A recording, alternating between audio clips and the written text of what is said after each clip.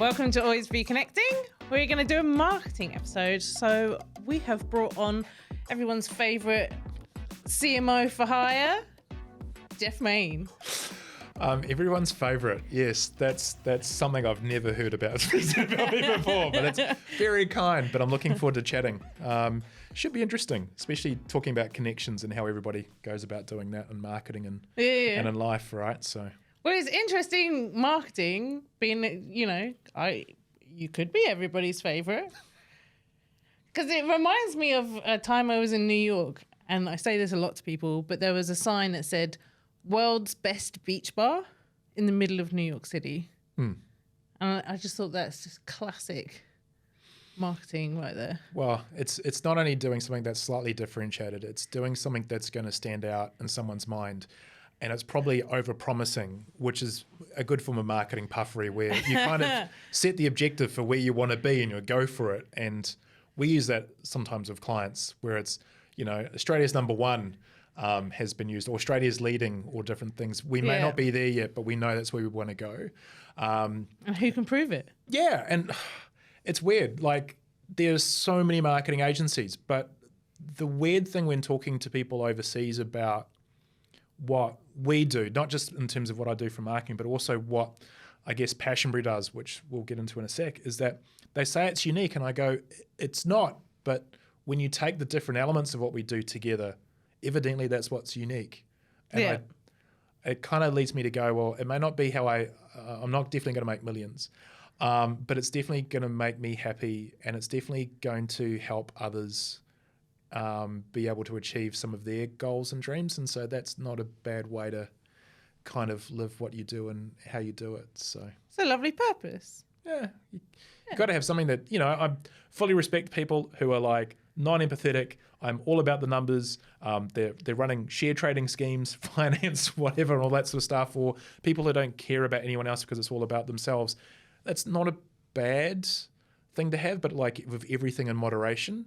Like if they are solely all about that, then there's going to be some pretty heavy gaps in terms of how they operate. That, maybe stops them from connecting with people. So how did you get here?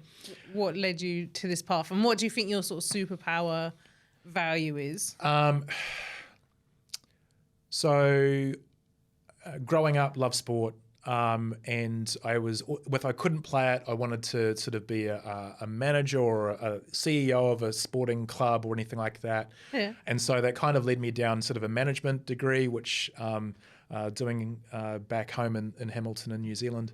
And I kind of was just, first year you basically get shown everything in terms of disciplines and stuff. And it became very clear to me, even with a very entrepreneurial background, it starts with the idea, it starts with motivating people to do something, and then you either develop a product or service to be able to make that happen. And so marketing for me was the genesis of everything. And I know there are people who have got lots of different ideas around that in their own sort of areas, but that's kind of where I sort of started. So I went down the marketing route, and then that kind of got proven everywhere I've kind of gone, is that if you're truly understanding how you're solving someone's problem and how to monetize it, that's great. If you want to not have to monetize it and still deliver it, then you're naturally adding something to society, you're adding something and making the community better that you're working in and everything else. Then, that kind of seemed to work for me. And I've always been sort of entrepreneurial in some ways, but also wanting to have an impact, even though I will never be the smartest person in the room. You kind of want to be around smart people and support people who are, to help them achieve what they're going to do, because ultimately they're going to be super experts in a specific area. There's someone I really admire, Nick Hazel, one of the creators behind V2 Food, and he is incredibly smart around the science and everything else, but don't let Nick be the commercial person, because that's not his area of expertise, right? And I've got weaknesses in anything else, but what he was able to do, he needed to have that support network around him, and I kind of feel like that's usually where both myself and a lot of people live, in terms of I guess you surround yourself with people who have a similar mindset but have different skills. How have you surrounded yourself by people like that? You have to be really open. You have to push yourself to be uncomfortable. You have to keep fighting the bullshit. Does that ever go away? Oh no, Do you ever, it gets harder. It gets harder as you age. Feel peace with the bullshit? You have to, because you have to deflect it. You have to focus on what you're there for. So some people are better at it than others, hey? Oh, absolutely. And like, you've got to have, you're either set with values or rules that you sense yourself, right? So the bit I've gone is that if I'll have 10 interactions with different people, right? So it's like, out of the 10 interactions, I might go and offer to help 10 people out of that. And eventually one of those is going to turn bad, and it's just going to have a negative effect on me. And it will feel like I'm not helping or doing certain things, right? And this is part of the connection challenge you have when essentially you're meeting people who may not be of the similar mindset. But if I let that stop me from helping or offering to help the other, 3, 4, 8, 9 people because of that one terrible experience, then what I'm doing is, yes, I'm probably looking after myself a little bit and safeguarding myself. But, Yeah. But I'm also not helping 9 other people. So why should 9 other people suffer because of some idiot? Yeah. Right? So I know if you flip it the other way, there's 9 people who've worked out very well. But yeah, when you hit the painful one, it's hard. Yeah. And you've got to go back to all the things you've learned about the times you've been successful, the times you've been resilient, the times you've had to get through things that are exceedingly difficult in life, not just business. Everything impacts you. So you have to rely on those. But then you've also got to have the people in your corner who are going to both support you, but also provide those really good questions about why are you doing certain things. I find that the way I do that is I'm telling some very smart people not stuff that they don't know. I'm bringing it into their conscious mind. Yeah, okay. Because they know it. Yeah. Like the things you've probably forgotten or parked in your subconscious mind for ease of being able to operate day to day, you're going to do that. But Or it's just walking them around to a different view and go, oh, come over here and look at it from this angle. Yeah, and that helps them because they're the ones who are living their life 24/7. So sometimes you need to be able to step out, and sometimes you need to be able to step into that.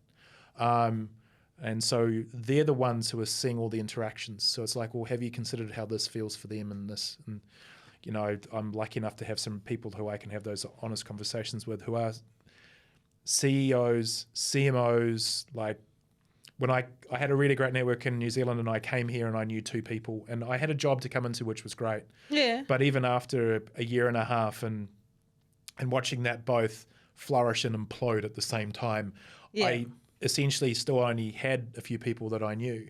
And it was incumbent on me to go away and build my network. And I always did that when I came to Australia. And it's when you're trying to build your own business and showcase your value, that's the ultimate test of everything for someone. In terms of, if you think you're good at business, run your own business. Yeah. Right. That'll put you under so much pressure across everything. And so that's when you truly know that the people that you can trust, the people who can help you in different levels.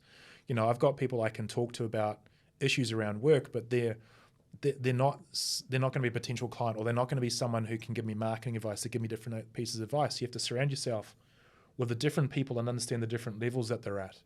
So I've got great CMOs who are experts in certain things. I've got people who are great at marketing skills that I don't have. I've got CEOs who have done lots of different things. There's such a spectrum in marketing, yeah. And there was a thing growing up that I used to say, especially when I was back in New Zealand. I said, if you got 5 different people in the room, they're very different people, they would be able to tell you the 360-degree view of me.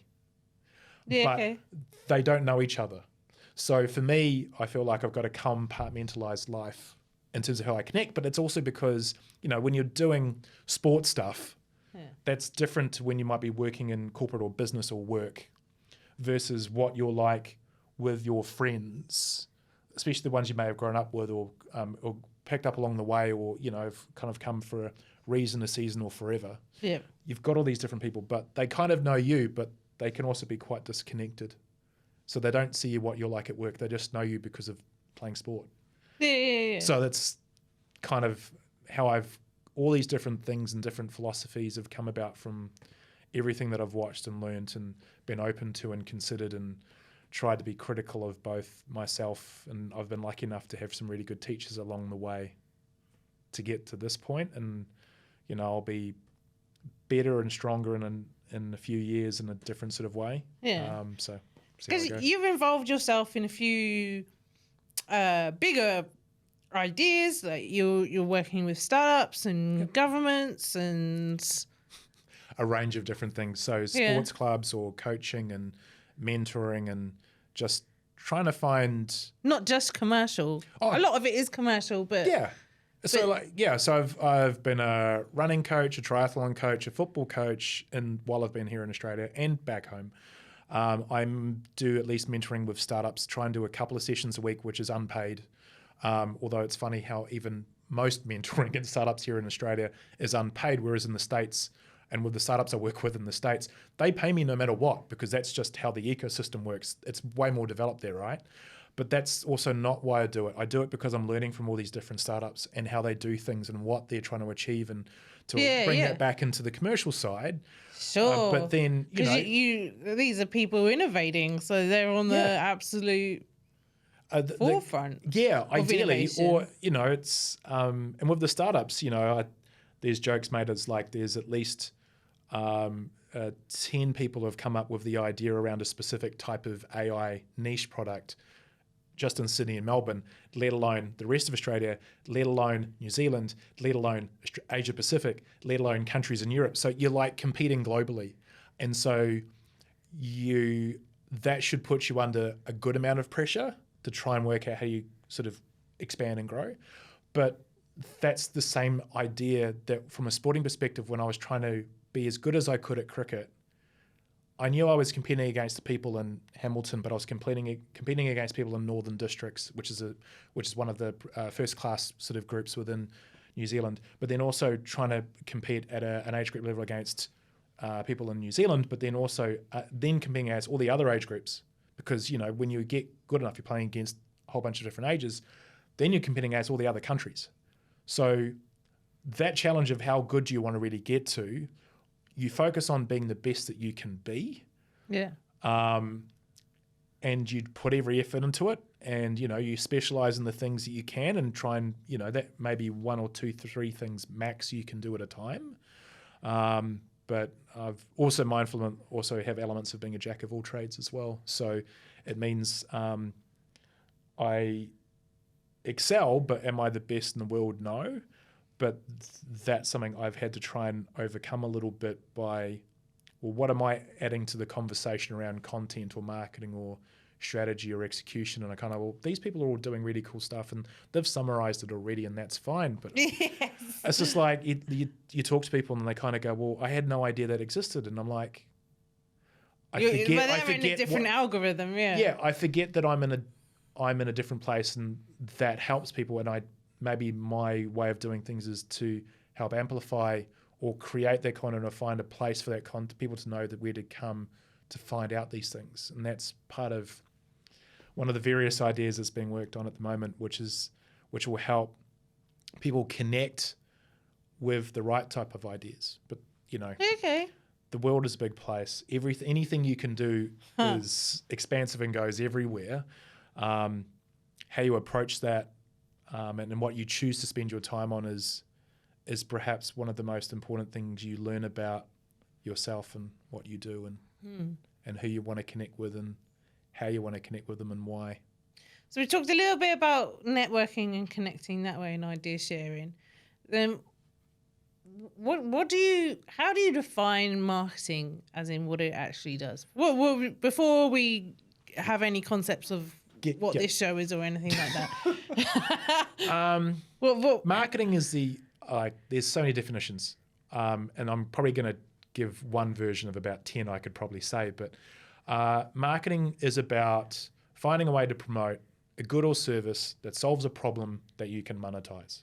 Yeah. There's revenue. That's the simplest way I can put it. I'm sure there's variations on that, but and so you're trying to find a way to connect with someone and influence them to do something. So thankfully it does connect with the title of the show, because you are connecting a seller with a buyer Yeah. and a buyer with a seller. Yeah. That's the premise. Yeah, and it's understanding what those needs are and what they look like and what's behind it. It's, lucky enough to work in chocolate, and it's understanding all the different elements of why someone buys a chocolate will have, thousands of different reasons. There will be certain human needs that underpin them. But, Sure. and there's the ones that they tell you and the ones that they don't. Sure. And that's, you just learn that through I have experience and secret watching. chocolate experiences for sure. Yeah, but it's the same thing when a friend tells you why they did something on the sporting field versus why they actually did it. And so those questions apply to everything in life. It's understanding that the same behaviors you learn and how you try and interrogate or understand people personally is the same that you do when I come at it from a marketing perspective. So do you think marketing is somewhat perception of trying to decipher what they want? There's a certain degree of right, you told me this, I've got a bit of data, I've got a bit of instinct, I've got a bit of, I don't know, what else? When you're trying to solve a problem, you take the information that you have, you take the experience that you've got, you take the experiences from anyone else who's relevant to listen to, plus some people who aren't, because it's always quite nice to get that feedback.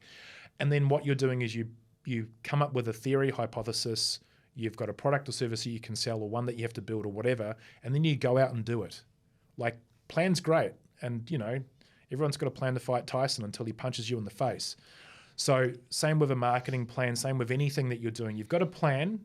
You'll have variations of plans B, C, D, E, and F that you might have as you're rolling.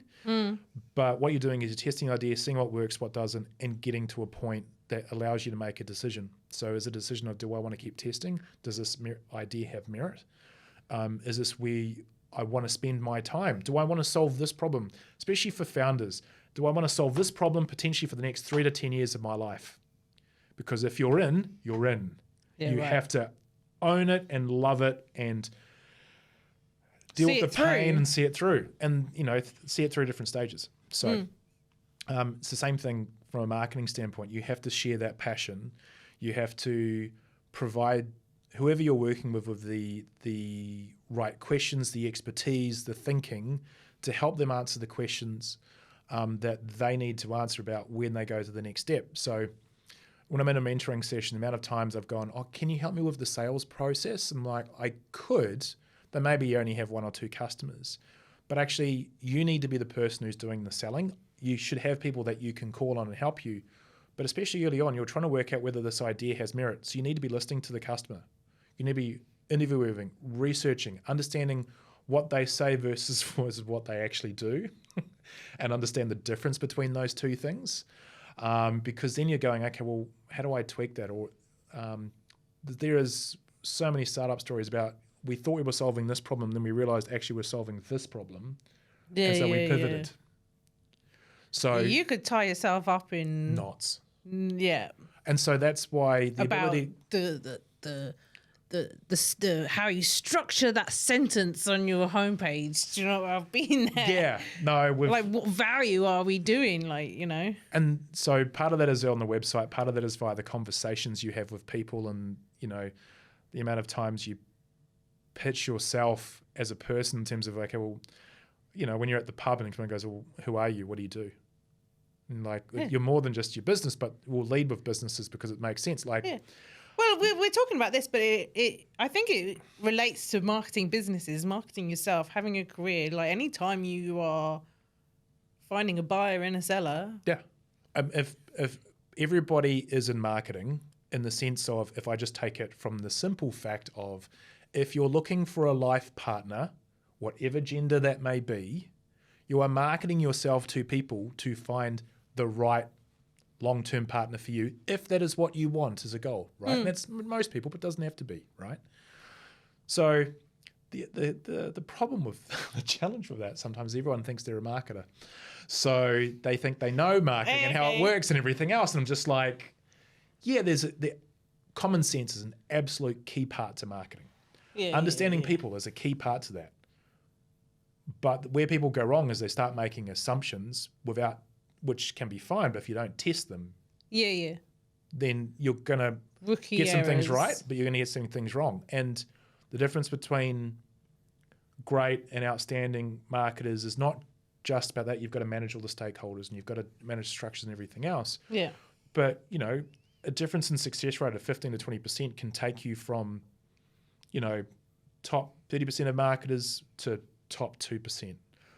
Part of it is also the opportunity to have good projects which allow you to showcase those skills And get better, fine-tune your craft. Yeah. Yeah. And it's funny because sometimes you don't get put into those roles. And Yeah. you know you could have done a great job. And I'm lucky enough to have had a couple of those opportunities where I have. But cricket taught me that I had to be picked in the team to be able to get on the field to then test. Yeah. But you also have to perform at the lower level to be able to go to the next level. Yeah. When I got on the triathlon, I loved the element of triathlon because I was never going to beat a professional athlete, but you're on the same course at the same time, ready to go. Yeah. There is nothing else in your way apart from you. You're the person who decides how far and where you're at. So, That's really interesting. Just a personal story. My daughter just got cast for a play, and I'm Jill from Dance Mums sometimes, and I expected her to be the lead role, and I was a little bit when she wasn't. But the same with Hugh Jackman. When Hugh Jackman was at school, he didn't get the lead role. He got a very, very minor part, and then he used that as a stepping stone to so what you were saying about sport is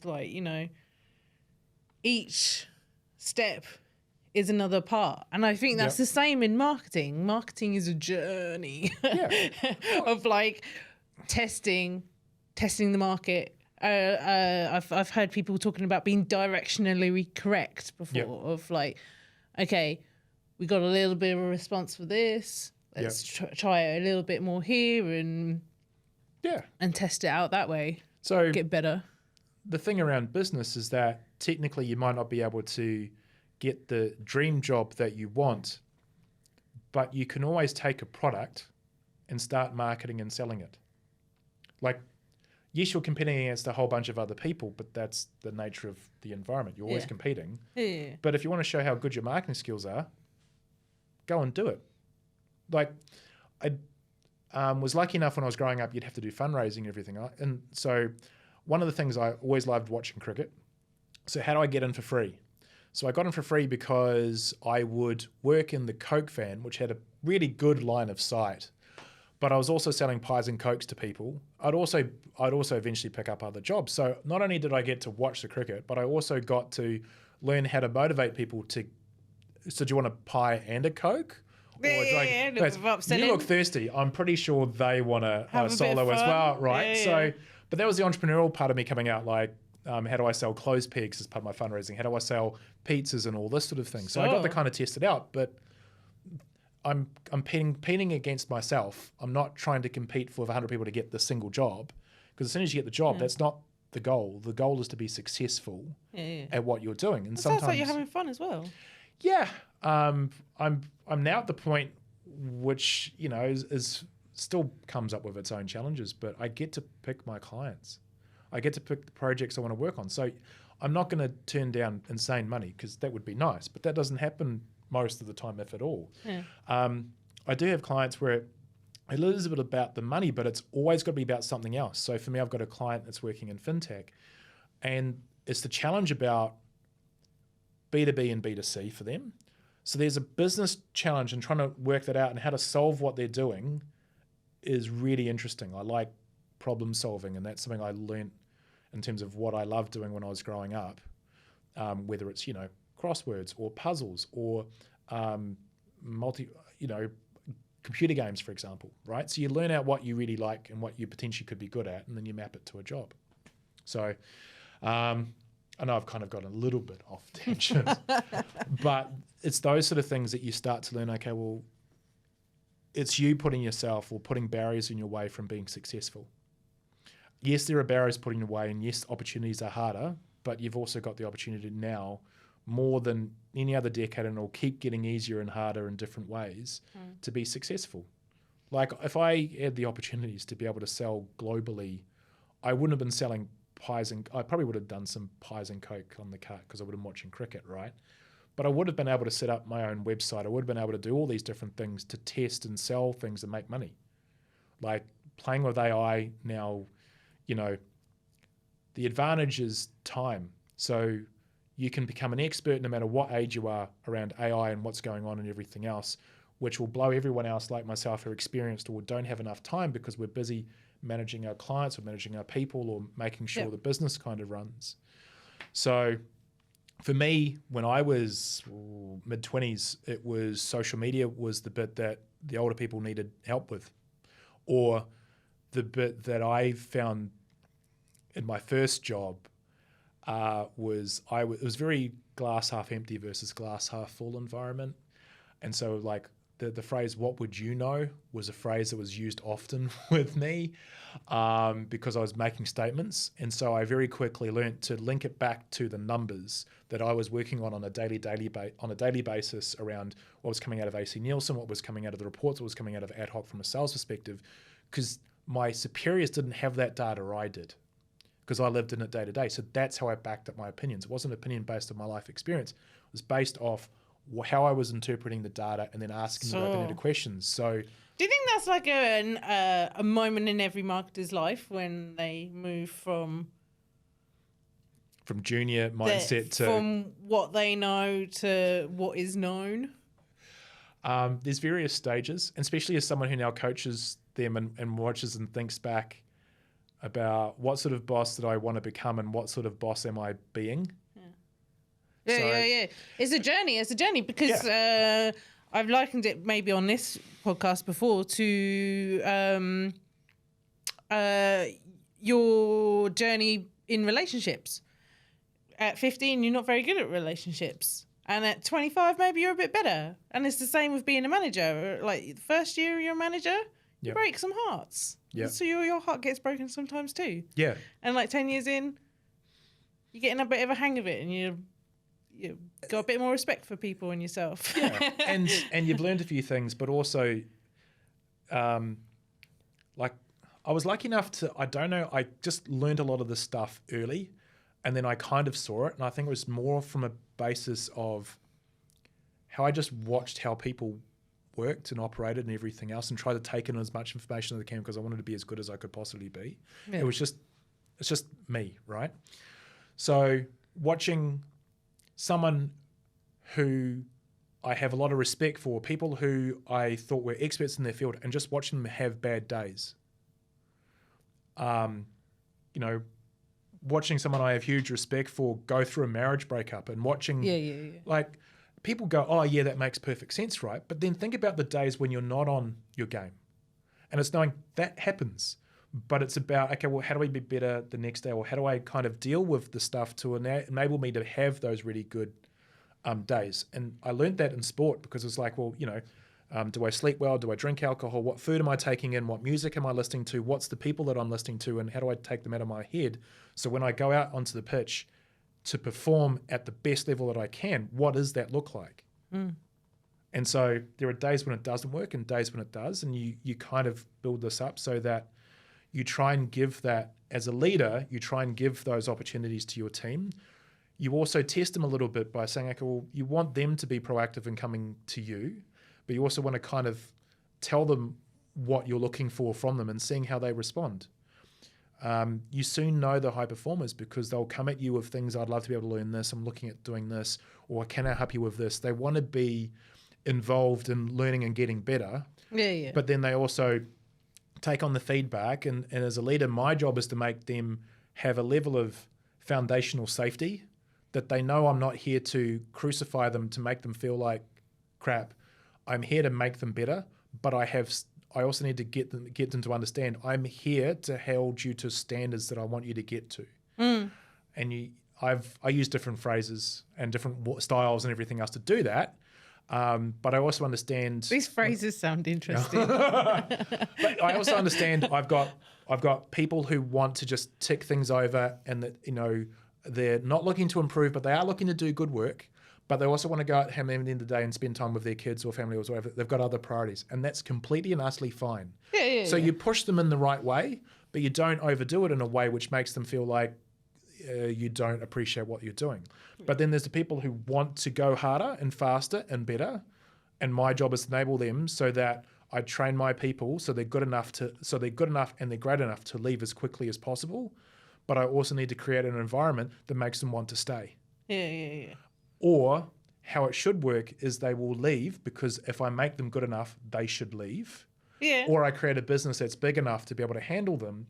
But they may want to stay, but the variation I take on that is they should feel comfortable at saying, A, I've worked at Passionbury, or B, go and have a chat to Geoff. He will help you. If they're willing to refer and advocate for you or your business, that is the biggest thing that you know you're doing something right. I like the SNL model. So, like, you know, bring the comedian on until they can do Happy Gilmore or something like that. Do you know what I mean? Like, until they're Adam Sandler. Yeah, and eventually you just give them enough chances to play and work hard and see how they develop, because part of it you're trying to develop their standard structures of how they operate and think, because they've got to apply that to everything they have to do, but then they have to improve their skill sets on functional levels, whether it's your social or content or digital ads, whatever. But it's the framework to teach them how are they learning, because it's how they learn to then apply it to everything else. So Yep. All right, so we segued massively there. So let's bring it back to marketing. Still in that same vein, like, so from unjeffed, unmentored people who are just coming on board to the people when they leave, what's 3 rookie errors in marketing and 3 signs that you're doing it right? Yes, I did mouth that without actually saying it. So, no, it's a good thing. I'm going to start with the 3 things I'd recommend if you're a rookie, and then I'll go into the... So, understand where you can add value as fast as possible. So, for me, it was getting inside the numbers. It was...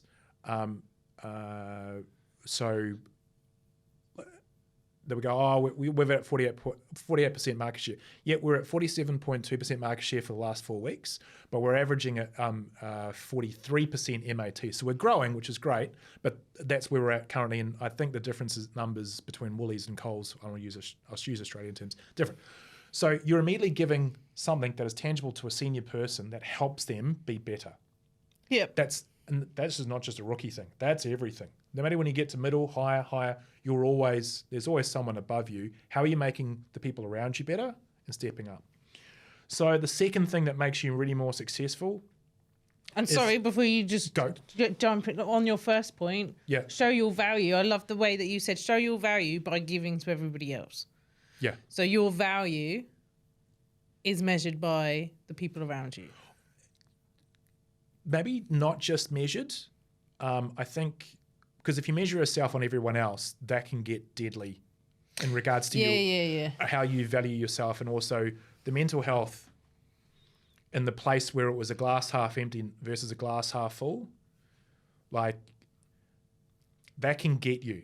And but more how it fits in with everyone. Yeah. So if you've got a bunch of analytical people, maybe it's time they have a creative. You have to have a diversified team. A suit or management or you need people with different skill sets. You need to build them into a team. But the key things is having some set values, guidelines, and how we operate as individuals, but also trying to align how they want to achieve. So and that's helping them understand. So the second thing I definitely for rookies is communicating and trying to be clear about who you are and what you're trying to do and what you're trying to achieve. Yeah. And so part of that's the informal conversations with your bosses and peers. But one of the challenges I made that you're always going to get because you're new, and it's also coming into an environment which is different from, say, university or high school, wherever you've just come out of doing to work. So I would like to ask lots of questions. And that would sometimes come across as I was questioning someone who was far more superior. So I didn't always get the tone right. I didn't quite get the wording right. But people, when I would make sure I spelled it out as detailed as I could, which was around, I'd love to know more. Does that specifically apply to this sort of situations, or what sort of situations do I provide? Because I want to make sure I get it right when I'm providing feedback. Or so I'm providing the context for I'm asking the question. I'm providing it in an open way, so it's clear that I'm trying to learn more, especially as a junior, because that also in the sense of reciprocity around you're asking for their help and they're giving it, which helps build a relationship. But then they know that you're trying to build and do the right things. You're trying to get better because you want to provide them with what they need. Number 3? Yeah.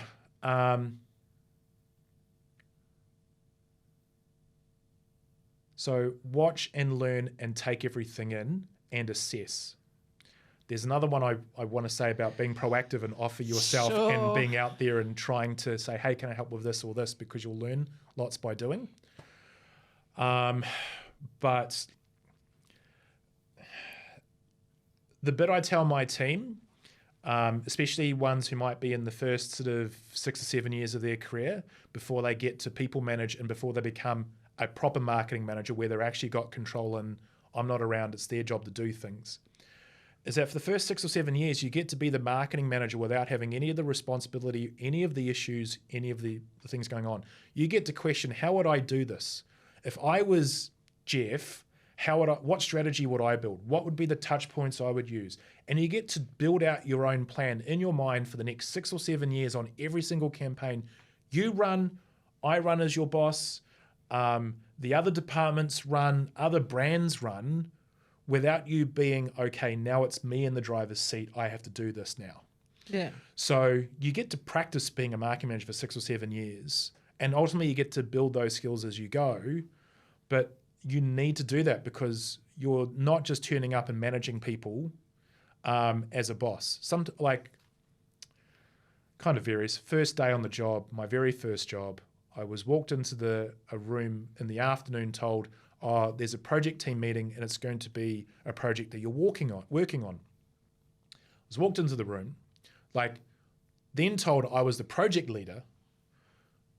In the room was someone with 7 years R&D experience, someone with 15 years of supply chain, a 10-year accountant, someone with 3 years experience, and there was someone else with a lot of experience. And I was on day one in my marketing career told to run this team.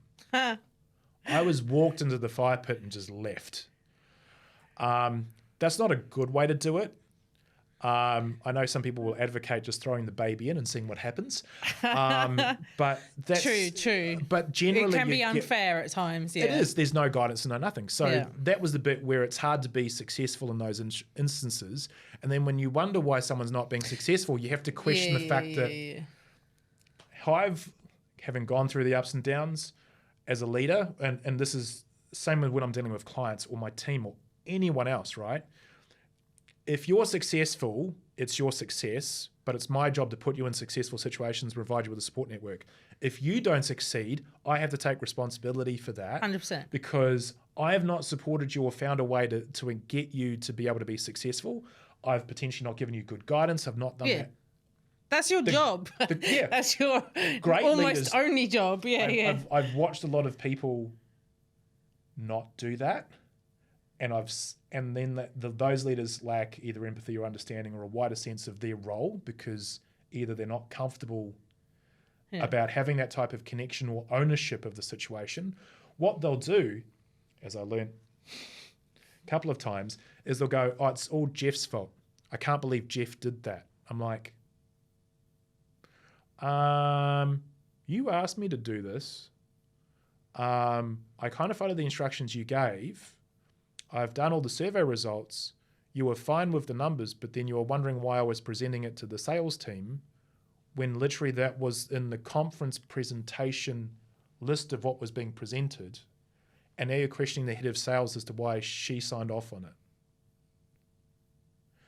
So the ability, we now talk about these things far more openly than we did in the early 2000s and a little bit into before 2009, right? Early 2000s, gaslighting was not a term. Going through situations where you're questioning yourself and your own sanity. Yeah. Like, and so we're better for it, which is great. But like, we need to be constantly evolving because we need to be able to help our people, our clients, go through the situations. And sometimes it's just about communication. So interesting that the 3 things that you've pulled out as your rookie errors were like things to do. Things to do. Value. Yeah. Clarity. Research and test. Yes. That sounds like marketing to me. A little bit. Yeah. So the things to stay away from is it's hard because it's a fine line around putting yourself in a situation where you're trying to be proactive.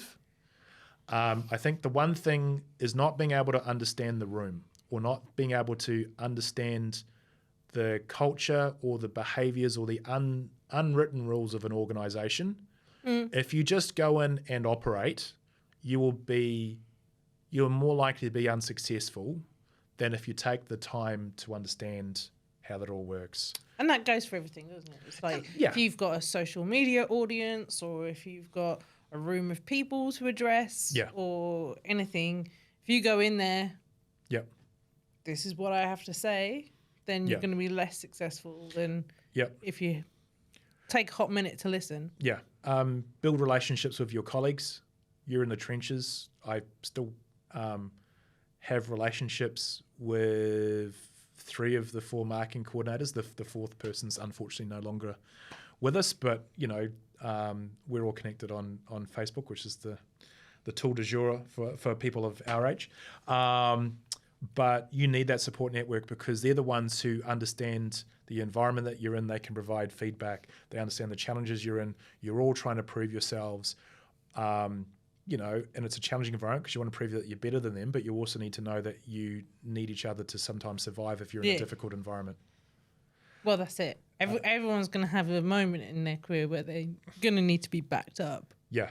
I think we sort of explained it a little bit in our PR episode at the beginning where you are. It sounds so contrived but it isn't because like you're investing in your team around you for currency. Yeah. So that when you need to withdraw, you've got some banked with other people, goodwill, if you will. Yeah. But I mean, that makes it sound so cynical. Yeah. Like that's sort of business like lens on it. But sometimes you're keeping score, and you kind of need to. But it's also because I like to think of it as the way I approach it is about keeping myself honest. It's like but it's also about knowing who to trust and who not to, or to like. There's some people I'll ask for help, and if they can't help me, that's completely and utterly fine. And then you get to know the people that kind of can't help, but then I also will keep pushing and being available. But it's also about like, I need to make sure I'm helping Stu with something, for example, because so let's just touch base and see how he's going. Because, you look after people who've been good to you, and over time you build out this network of a whole range of people. Sometimes, you fall out of a loop, but you still want to make sure you're keeping in touch and seeing how things are going. Because I've been in that situation early on when I didn't do that and the person's dead because they've either committed suicide or something's happened. And it's just like that feeling as someone who has a level of empathy, not great. So you take a level of responsibility as someone who feels like with empathy around that situation. And it's just like, well, what could I have done? And I'm lucky enough to have slowly surrounded myself with people who have similar mindsets of making sure that they're looking after people. But, that was something I think we all tried to generally experience with COVID in terms of how we all felt a bit isolated, making sure. But it also was me being mindful that the stresses of running a business can impact the leader of an organization and filter down to everybody else. And so you need to be mindful of, yes, you can give them some leniency, but it's also about helping them to not take that out on others. So maybe what we're looking at here, right, is the fact that there's a company, the mothership, whatever you want to call it, that's paying people's mortgages and keeping us all in a job and giving us opportunities and stuff like that. Yeah. That's one thing to look after. But then, and then everyone wants to keep their jobs. Yep. Everyone wants to succeed. Everyone wants to do well. So everyone's got their own way of doing things and instincts and priorities for that. Yeah. But then also everyone in that organization is a person. Yeah. So that's the conflict. Yeah, everyone, and that is definitely the conflict. But then, if you understand the importance of a team, then that's something you need to make sure you factor into your recruitment and your retention strategies from a people and culture perspective. So, I'm sure the HR people watching this are going, "Hallelujah! Someone's speaking our language." You need, if you're trying to build a high-performing team, you need to understand where everyone's coming from. You need to understand what motivates them and everything else. You need to understand their role in the team, and knowing that role will evolve. It thankfully doesn't evolve or change daily. It probably changes over a 1, 2, or 3 month period where you see people get better or worse and seeing how they go. But the bits I have found over time that allow for more success is that there's a level of trust that we all understand that, like this person might be just doing their job, or they're getting better because they're working 3 days a week, part-time mum. She can't work full-time. It just does not make sense. But wants to feel valued, wants to feel like she's doing good work, wants to also have the adult conversation, apart from dealing with children. But it's understanding that, like we do for all of our team, but specifically, you don't give them work that's got short deadlines that needs to be done overnight. Like, that's not their role. It is sometimes their role, but it's like, that's not going to work because it's going to make them feel like they're not delivering. They're going to feel like I'm being put under due pressure, or there's going to be a whole bunch of negativity that then filters out into the rest of the team when you've built a team. So, we're all talking about all the challenges around remote work versus non-remote work, or understanding clarity around goals and all the standard challenges we have around people. There's a lot of listening, a lot of empathy, a lot of understanding, but also as a leader, you need to clearly set the objectives. I take on an overt level of transparency. Sometimes I have to remember that I need to give myself time to think about certain situations and give myself a day or two just to think about, okay, well, what are all the different angles that maybe I'm not seeing? Now I have that as a leader, but I also have that as a person who's a member of the team. Yes, I pay salaries, but I'm also asking them to feel like they have a level of ownership. If it's just me going top down and you want people to take ownership or be proactive, then you can't be God. You can occasionally be God, but you also need to be sort of part of the team helping support them, which means you have to be a facilitator, not a demigod. Yeah. So. Okay, so 3 things to work towards: value, clarity, testing and research, or research and testing. And then things to avoid is the degradation of the team. Yeah. Is that what we're saying? Yeah, a little bit. I'll need to recall the show notes to get the 2 right. But it still comes down to your attitude and what you want to get out of it and how you then communicate that clearly, which I think was the second point. Because if other people know what you're trying to achieve and how you're trying to help them, or what you're about, that makes it easy for them to interact with you in a way which is probably makes it a little bit more harmonious rather than conflict. Yeah. So, and that goes across everyone. Yeah. Because we have 5 audiences that we've used in this podcast, which is your prospects, your clients, your team, your industry, and your community. Yeah. And if you can get all 5 of those on your team, or more importantly, maybe be on their team, then you're winning at marketing life. Yeah. It's all the variations, right? So everyone's on multiple teams, and because there's the relationship in your immediate family of your partner and kids, for example, right?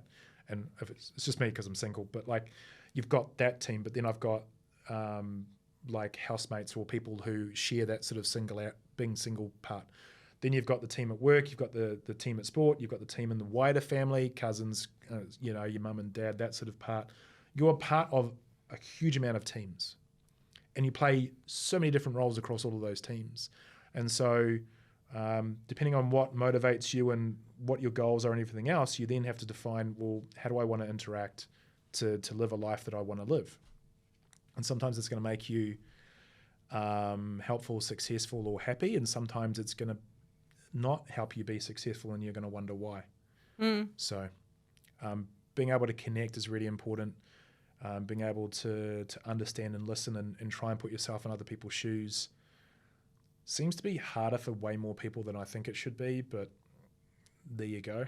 Yeah. Everyone has their own strengths and weaknesses. So, yeah. If people want to talk to you about being a CMO and marketing help, tell them about Passionberry and what you can do to help. Yeah, so I think everyone's kind of got a little bit more of an insight into who I am and how I operate, right? So one of the things I learned was that you need to have the strategy, you need to have an execution plan, and you need to have a resourcing plan to make things actually happen. And when I've looked at the best teams and how they've operated, they've got those three things. And when I look at helping businesses, it kind of made sense to me. Thankfully, being able to see the big picture and pull those three things together is I'd probably say my superpower, or one of them, right? Say them again. What are the three? Strategy, yeah, execution, resourcing. And I'll explain it in a bit more detail. But those are the things that basically decide whether you're going to be successful in business, and those things evolve and change as you go into different scenarios.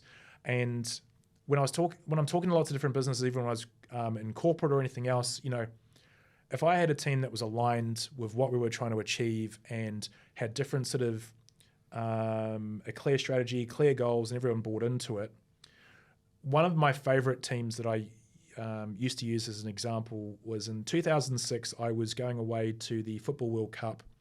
Now, this is a email society, but it's not a social media society, and it's not an immediate contact. Like if you wanted to talk to someone, Skype had just turned up, so we're still very disconnected. So I was going to the other end of the world. For my major launch was happening over the 6 weeks I was away. And so what I did was I empowered my agencies, and I gave my boss a bit of a summary, but said, listen, they should be fine. To say, okay, we've all agreed what we're doing. We know the execution plan. We know who's doing what. I've left you a pot of $50,000, which was significant at that time with the New Zealand market, which you don't have to pay a lot for. I said, listen, if you need to do anything that's working or spend more money on it, you guys come back to Jeremy and tell him what you think, and I've told him to trust you. So I'd taken 3 to 4 months to build the team and the behaviors and the expectations of everyone else to get to that point. But it was also a team I'd handpicked based on my previous 3 years of experience working and watching everybody operate. It went completely perfectly. Happened to be a launch which was then considered best practice across the business. It had succeeded launching a product that my boss had failed once, my boss's boss had failed to launch, and the boss's boss had failed. And so the best it ever got was like a 1% market share, and we got 13. So in an existing market, high profit. So the bit out of that was there was a clear strategy. We all had our goals and everyone knew what it was. We had a clear execution plan. We'd already been executing it. We knew how it was resourced. Yeah. So essentially we could just do it, but we also knew the approach that if something changed or if something was working better or not, there was enough people to support each other to go away and make it happen. So you empower businesses to do it themselves. You give them a fishing rod, not a fish. God. Yeah, the worst thing I hate. And like we got to the point where we've got different phrases we use at Passionberry. It's the marketing partner you've always wanted. So it's doing the right things, but also not going, here's digital ad campaigns and, you're not using this anymore. You can't use the account. It's like, that's not how you're supposed to work with someone. So you're supposed to build out systems that can work without you. So I built out a content system, for example, about how to manage approvals and everything else, so that if you want to write content rather than pay us, you can use the same system for the approvals, but it's also you can teach someone in your team to do that, So then you don't need us to do that work for you. So it's about upskilling your team and your business to be able to do these things without us. That's what you're supposed, like, I want to be able to give you everything, teach you, help, and so help the marketing manager if they're at a medium level to be able to understand the half of marketing they know, but then help them work on the half of marketing they don't know, because that's usually the case between 7 to 13 years. So that potentially they then run everything, which is what we have with our most successful clients, because they have built, learned, know the systems, and if they want to call me in to help on a strategy call, I can do that. But they already know how to resource, they already know how to execute. It might be now that I just have a monthly call like I do with some CMOs. I go, where are we at? What are you doing? What are the challenges? Have you considered giving that to X person? Have you considered giving that to X person? I'd like to, but I don't think I'll have a chat with them and do it, because I've had that relationship with them internally and worked internally with them. So there's different levels of a relationship you can have with not an agency. We focus on being a marketing partner, because sometimes, you just need to start with, I just need paid ads. That's fine. But what are you trying to achieve as a business? What are your business goals? Who's your target audience? You need to understand that, make it super clear. So that's what you do for digital ads. But then also, what's your other marketer doing in terms of social media posts or engaging with building partnerships and everything else? So that's where the CMO-for-hire, which, people talk about fractional like it's a new term. It's like, I've been doing it for 10 years. You guys just managed to put a label on it, which was, for me, was like your part-time CMO or your CMO-for-hire. And I was like, fractional. Everyone's fractional as a CIO, CTO, CMO, all the Cs. But like, it's helping a business be able to have something that can scale, because if they just need you, then it's going to go south. And the example I use with paid ads, which will potentially get me in trouble, because we're about to talk about drug use, children. So if I do this, bear with me for a moment. So paid search in Google is super helpful. However, if I just do paid ads, when I turn them off, there's nothing left. So I liken it to weightlifting or weight training. If you just wanted to be high performing and just wanted to do steroids, because that was the easiest thing for you to do, and you do some training and that's nice, but you focus on that, then that's going to not necessarily make a very healthy or strong business or person, because you're relying on just one thing and you're just paying for everything else. Quick fixes. Exactly. You can't have a quick fix. So you've actually got to build other channels. You've got to build it in a way which doesn't rely on paid or doesn't rely on money. It might rely on people, might rely on outside resource, but you want to build these systems so that when someone leaves, the system still works. And it's the same thinking you have when you're employing people into an organization, because if someone leaves and takes all the systems, it's like, well, what really have you built? You've built it around a person, right? So for me, Passionbury is about creating marketing that is healthy for you, is doing the right things for you because they're going to last. That's where, so the simple one-liner about what Passionbury, where that name came from. Great marketing elicits passion. It makes a really strong engagement, emotionally, functionally, and whatever. And it is what I know creates movements and changes worlds. So then, if that's what great marketing is about, great marketing is also about doing things that are good for you. It's healthy, it's the right things, but it should taste good. No one buys untasty food if they can eat tasty food that gives you the same benefits. It's all about taste, right? Yeah. So yes, the marketing needs to be good for you, but also needs to feel good, taste good in a sense. And so the thing for me was around being outside is great. Fruit tastes good. It's vibrant. It's colorful.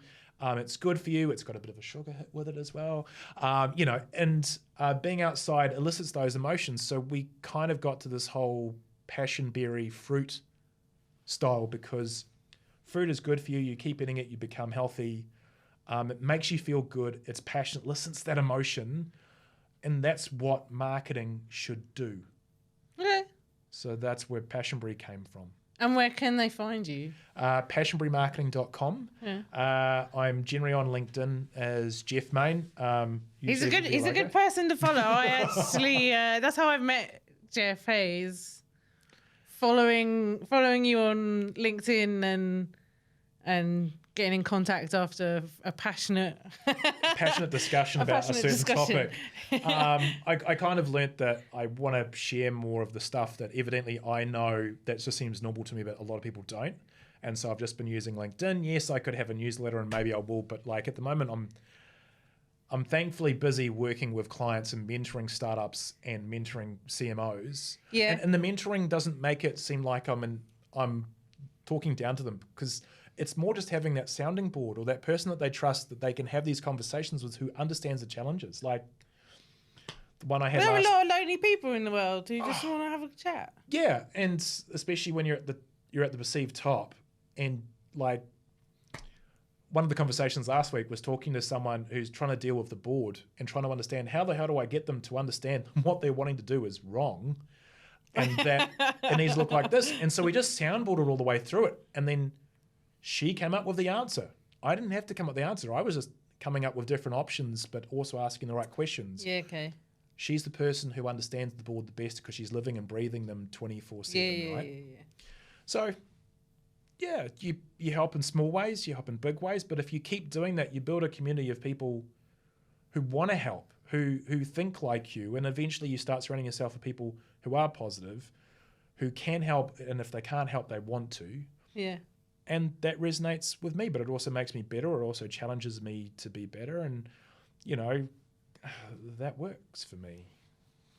That's beautiful. Thanks so much, Geoff.